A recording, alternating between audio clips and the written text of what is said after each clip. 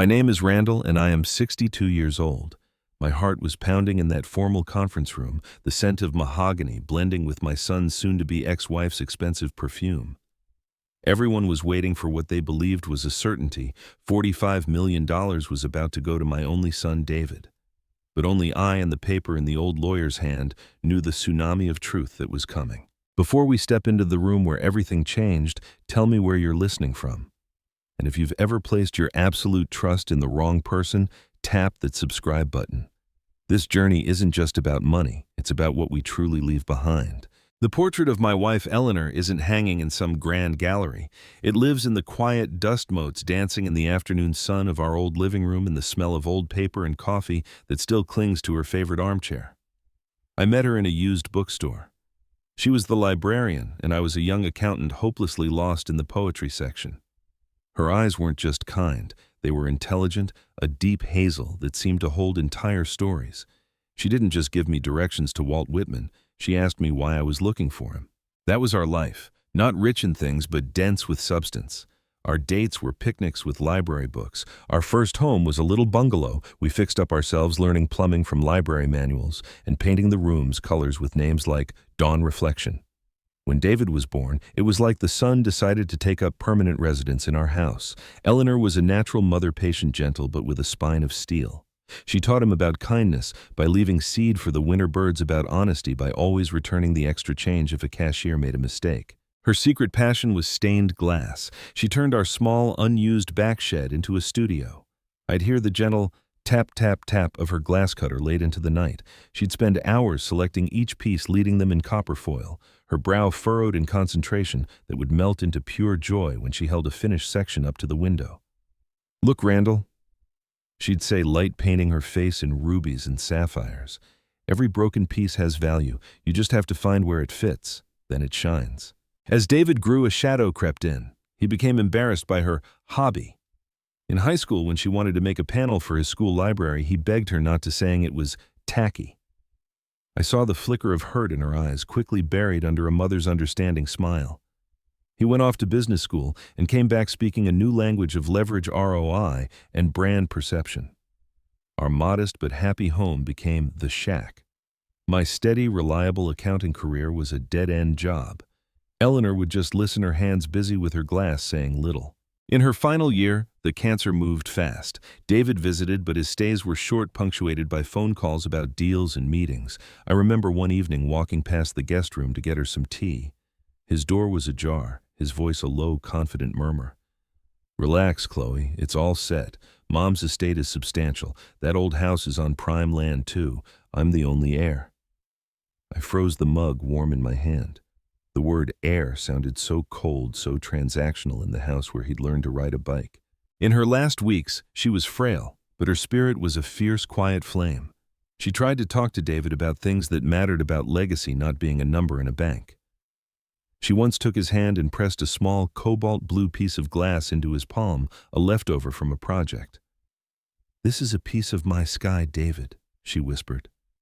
He looked at it confused and mumbled a thanks. Later I found it abandoned on the kitchen counter. Her funeral was a blur of faces. David cried, yes, but his tears felt performative next to the raw, silent grief of her friends from the library and the local arts council. His wife Chloe spent the reception subtly appraising our silverware and eyeing the built-in bookshelves. A week later, the family lawyer, a man named Arthur Henderson, who'd handled our modest wills for 30 years, called. He asked us to come to his office in 1 month for the reading of Eleanor's will. His voice was grave, unreadable. On the phone, David's tone was buoyant, eager. I just felt a profound, heavy sadness. Not for my own loneliness, but for the clear, painful truth I now saw: my son was lost, and the map his mother had left might be one he'd never understand. The month of waiting was a peculiar kind of purgatory. My grief for Eleanor was a private, deep ache, a constant companion. But layered over it was this dreadful anticipation. David called me more in those 4 weeks than he had in the previous 4 years. His questions were always veiled, but I understood their shape. "So, Dad, did Mom ever talk about her family's investments?" Or, "You and Mr. Henderson were close, right? He ever give any hints?" I answered with monosyllables or the truth. "Your mother handled her own affairs, David. She was private." I spent my days in her studio. It was a cathedral of silence and memory. I wasn't cleaning it, not really. I was cataloging a life. In a drawer beneath her workbench, tucked under sheets of intricate patterns, I found a thick letter-sized envelope. In her elegant looping script it read, "For David, when he is ready." My hand hovered over it. This was hers to give, not mine to deliver. I placed it back. Next to it was a large rolled-up sheet of drafting paper. I unfurled it. It was a breathtaking full-scale design for a stained glass window. A majestic, abstract tree, its roots delving into dark, rich earth, its branches exploding into a canopy of intricate interlocking leaves. Each section was meticulously numbered and annotated with color codes. At the bottom, in smaller letters, was a title, "The Mending Tree." It was clearly her magnum opus, the project she must have been planning in secret. It was unfinished. The day arrived. Henderson's office was exactly as I remembered leather-bound law books, a grandfather clock ticking with solemn precision. David and Chloe were already there. He looked like a magazine ad for success-tailored suit, confident posture. Chloe wore a sleek black dress and an expression of thinly veiled avarice. We exchanged stiff greetings. The air was thick with unspoken tension. Arthur Henderson entered, an older man with kind eyes that had seen every kind of family drama. He carried a single crisp document. He dispensed with pleasantries. "We are here to read the last will and testament of Eleanor Marie Walker." He began, his voice steady. He outlined the standard clauses, then reached the core. "The entirety of my estate, comprising securities, property, and intellectual property rights currently appraised at approximately $45 million, is to be placed into an irrevocable trust." David leaned forward, a smile playing on his lips. Chloe placed a possessive hand on his arm. "The sole beneficiary of this trust is my son, David Michael Walker," Henderson continued. David exhaled a puff of triumph. He couldn't help himself. He turned to me, his face a mask of smug victory. His voice was a low, deliberate murmur meant just for me, but it cut through the quiet room like glass. "See, in the end, it all goes to the one who deserves it. Don't worry, Dad. I'll take care of you. Maybe a nice little condo somewhere. You get nothing from this." The words hung in the air. You get nothing. They weren't just cruel. They were a dismissal of my entire life, of his mother's life, of everything that wasn't a dollar amount. I didn't flinch. I just looked at him, and in that look I tried to pour all the years, all the love, all the disappointment. My silence seemed to inflate his confidence. Arthur Henderson cleared his throat, a sharp, deliberate sound. "However," he said the word, a lever about to shift the world, "distribution from the trust is contingent upon one non-negotiable condition." David's smile faltered. "Condition?" Henderson adjusted his glasses. "The beneficiary, David Walker, must personally complete the construction and installation of a specific stained glass artwork titled The Mending Tree, based solely on the original design and specifications left by the testator. This completion must be verified and approved in writing by the testator's husband, Randall Walker, as having been executed with the correct intent, spirit, and craftsmanship." The room went utterly still. Chloe's jaw went slack. David stared, his brain seemingly unable to process the words. "What? That's insane. I'm not a glass worker." Was she not in her right mind? Henderson's voice became flinty. "The will has been through rigorous probate and psychological competency evaluation. It is ironclad. Should you refuse or fail to meet the condition to Mr. Walker's satisfaction, the entire trust corpus, all $45 million, will be transferred in perpetuity to the Eleanor Walker Foundation, a charitable entity already established benefiting young artisans and medical research. In that event, you, David, would receive the sum of $1 as a symbolic bequest." $1. The echo of his "you get nothing" was now a deafening roar bouncing back at him. David's face flushed a deep mottled red. He shot up from his chair, pointing a shaking finger at me. You knew about this, you and her. You planned this together to humiliate me." That's when I finally spoke. My voice sounded old, tired, but clear as the glass Eleanor loved. "No, David, she didn't plan to humiliate you. She planned to save you." And for the first time, I told him the story his mother had kept secret for a lifetime. "Your mother," I began, the words feeling ancient and heavy, "wasn't just Eleanor the librarian. She was born Eleanor Vanderburg." The name meant nothing to David, but I saw Arthur Henderson give a slight knowing nod. "Her father, your grandfather, was Cornelius Vanderburg, steel shipping real estate, a titan, and a cruel, miserable man." I painted the picture Eleanor had described only in whispers during our darkest, most trusting nights. A Long Island mansion that was a gilded cage, nannies not parents, Christmases with stock reports instead of stockings. Her older brother Charles was groomed to be a carbon copy of the old man, ruthless paranoid. Her sister Catherine escaped into pills and scandal. Money was the only language spoken, and it taught terrible lessons that people were liabilities, that love was a transaction, that enough wealth could wallpaper over any amount of rot. When she was 21, I continued watching David's angry confusion start to crack into something else. Her father orchestrated a merger, essentially selling her engagement to the son of a rival family. That was her breaking point. The night before the engagement party, she took a small suitcase, the cash she'd secretly saved from a part-time job at a museum, and her mother's pearl necklace, the only thing she owned that felt like love, not an asset. She left. She changed her name, used her museum knowledge to get the library job, and vowed never to let that poison touch her life again. The room was silent now, the grandfather clock's tick the only sound. "That $45 million, I said quietly. "It's not just money, David. It's the remains of the fortune she ran from. It grew over the years from trusts she couldn't fully dismantle without revealing herself. She saw it as a curse. She was terrified of it, terrified of what it would do to you." I reached into my inner jacket pocket and carefully unrolled the large design for the mending tree, placing it on the polished table. The vibrant colors seemed to glow against the dark wood. She believed money doesn't build character. It reveals it. It amplifies what's already there.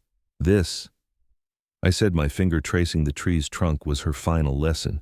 She wanted you to have to come back, to get your hands dirty, to learn patience, to create something beautiful that couldn't be bought, to have to stand beside me week after week in silence until maybe you'd learn to listen again. And only then, only after you'd proven you understood value beyond a price tag, would you be ready for the responsibility of that wealth, not to own it, to shepherd it.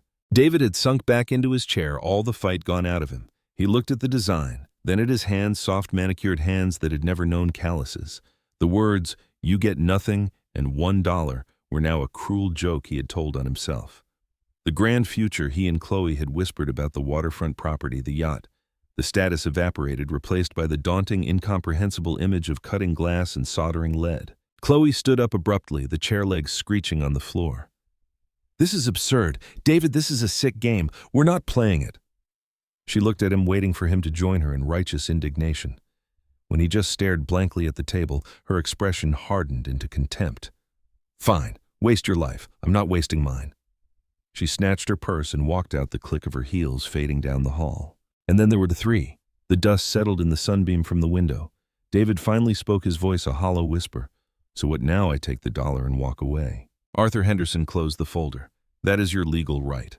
I looked at my son, a 50-year-old boy suddenly stripped bare. I saw not the arrogant stranger, but the little boy who used to help his mother in the garden, getting dirt under his nails.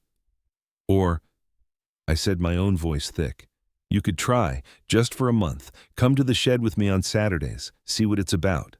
He didn't agree. He didn't say anything. But he didn't say no. He just gave a faint, almost imperceptible nod. His eyes fixed on the magnificent, impossible tree on the paper before him. The roots delving deep, the branches reaching for light. A tree meant to be built from broken pieces. The first Saturday was a disaster. David arrived in designer jeans and a polo shirt, looking utterly out of place in the dusty, sunlit shed. The air was still thick with the ghost of his mother's presence, her aprons hanging on a hook, her jars of glass sorted by color like a rainbow in captivity. I started with the basics, how to score glass with the cutter, applying even pressure. His first attempts were either too timid, leaving no mark, or too hard, shattering the sheet into useless shards. A large piece of amber glass exploded under his clumsy hand. "This is stupid," he growled, throwing the cutter down. "It's a pointless skill." I didn't argue. I just picked up the cutter, selected a new piece of glass, and with a smooth, confident hiss, score, pop, cleaved a perfect line. "Your mother could cut curves freehand," I said, not looking at him. "Took her years to learn." The soldering iron was worse. He burned himself twice, cursing vividly.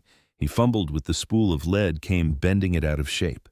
He viewed the materials with contempt, as if their stubbornness were a personal insult. I showed him how to hold the iron, how to feed the solder so it flowed smoothly, not blobbing. My demonstrations were silent, methodical. I was not teaching him to punish him. I was simply doing what Eleanor would have done, patiently, step by step. Week 2, the anger was colder, more sullen, but he broke less glass. Week 3, he managed to cut a few simple geometric shapes for the tree's border, a dark green rectangle for the earth, a few plain blue triangles for the background sky. They were rough, the edges needing grinding, but they were the right shapes. The breakthrough didn't come with a skill. It came with a question.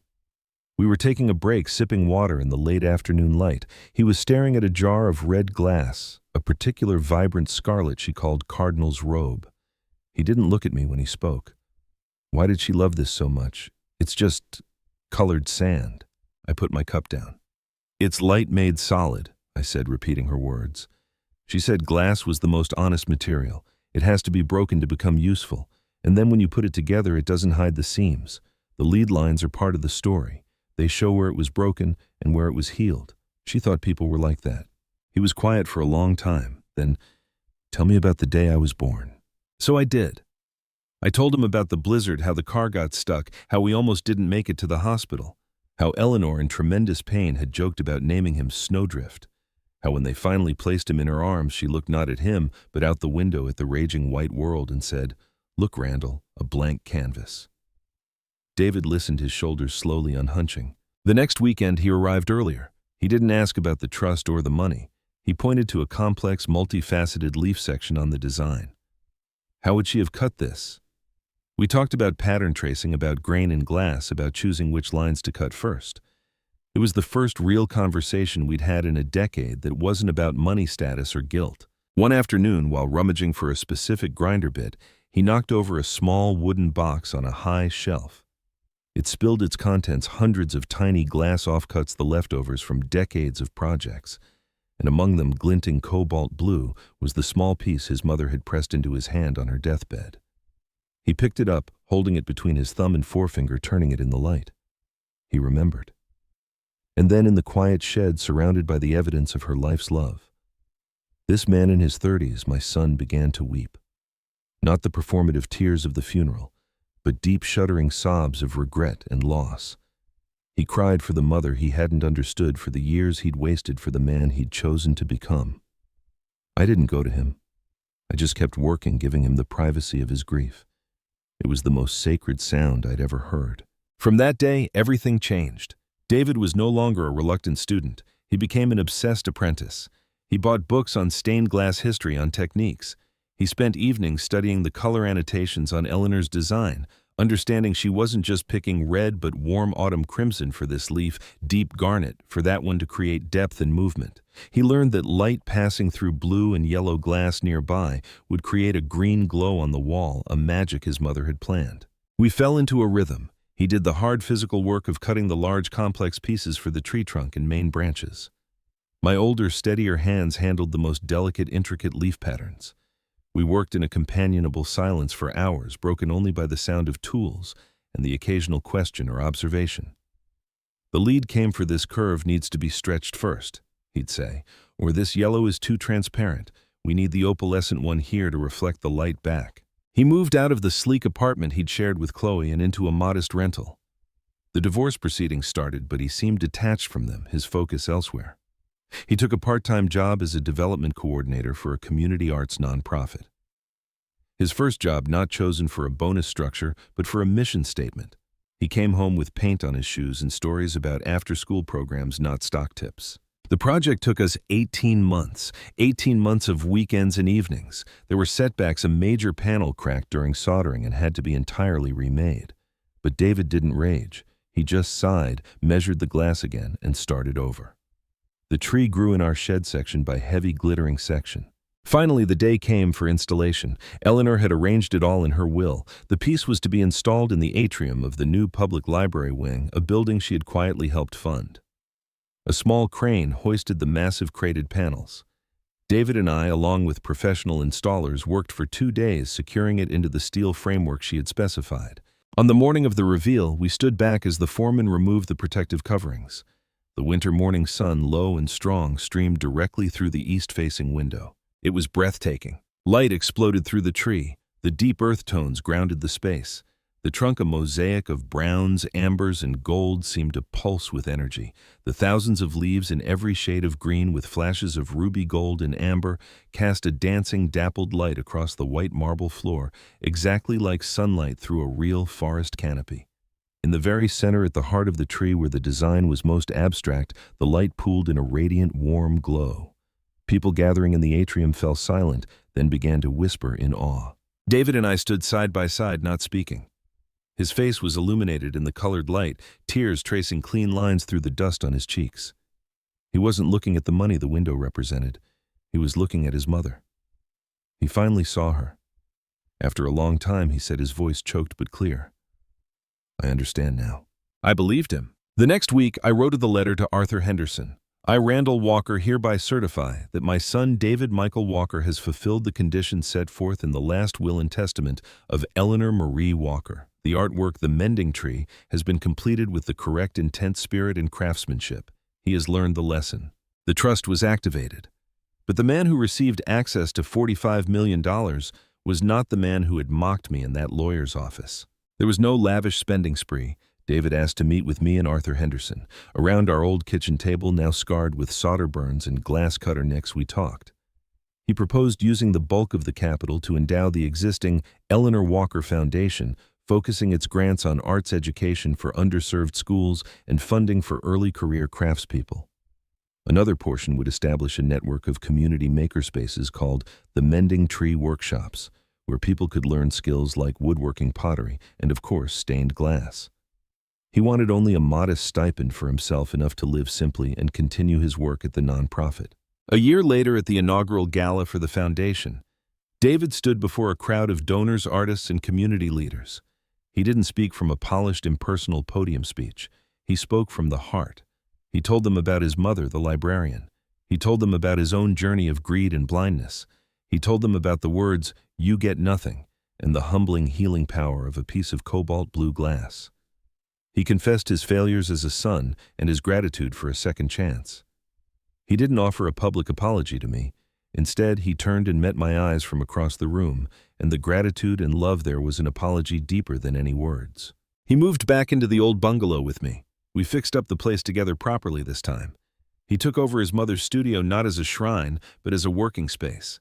He started his own small projects. One evening, I was in the studio polishing a small panel we'd made together, a simple sun catcher for the local children's hospital.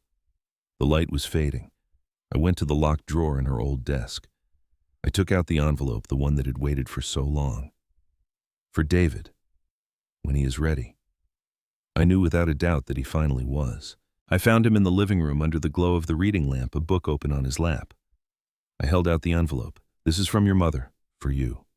He took it, his fingers trembling slightly. He opened it carefully.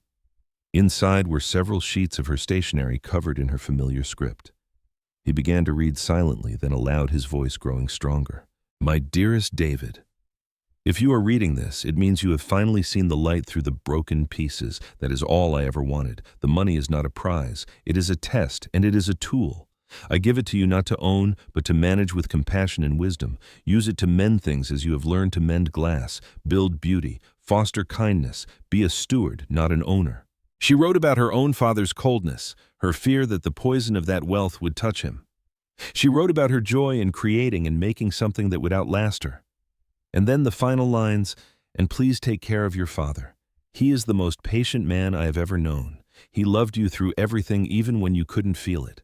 He was my rock. Let him be your compass now. All my love forever, Mom." David lowered the letter, tears streaming freely now.